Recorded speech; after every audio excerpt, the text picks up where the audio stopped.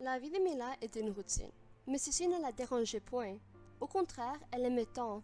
Elle ne constatait pas qu'elle répétait toujours les mêmes habitudes. Tous les matins, Mila se faisait réveiller à 7 heures par son réveil matin.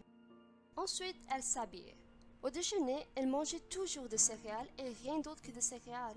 Elle oubliait toujours leur nom. Par la suite, elle se lavait les dents et se gargouillait du rince-bouche.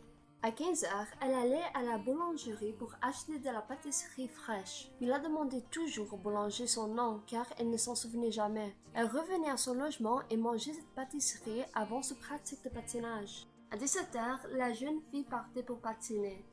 En patinant, elle s'imaginait être dans une aréna entourée par des centaines de personnes qui l'applaudissaient. C'était son rêve d'être une patineuse professionnelle. Ensuite, elle rentrait à la maison vers 21 heures et allait se coucher tout de suite. Un jour, elle se réveilla à 6 heures en sueur. C'était la première fois pendant l'année qu'elle ne se réveilla pas à 7 heures. Un sentiment épouvantable l'envahit. Elle avait eu son premier cauchemar depuis longtemps. Dans ce rêve, elle avait patiné comme d'habitude, mais, ayant perdu le contrôle de ses mouvements, elle était tombée durement sur la glace. Elle n'avait pas pu ressentir ses jambes. Sa vision s'était assombrie.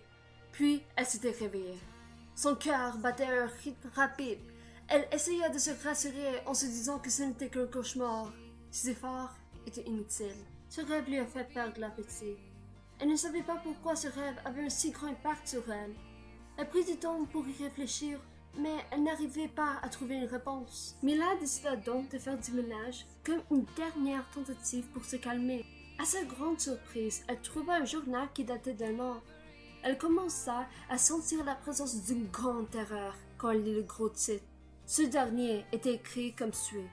Mila Jones dans un état critique.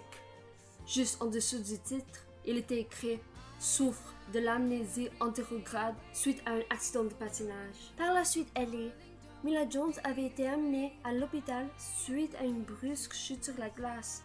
Elle a été diagnostiquée avec l'incapacité de produire de mémoire à long terme. Cette fille avait le cœur lourd, mais au moins elle ne s'en souviendrait pas le lendemain.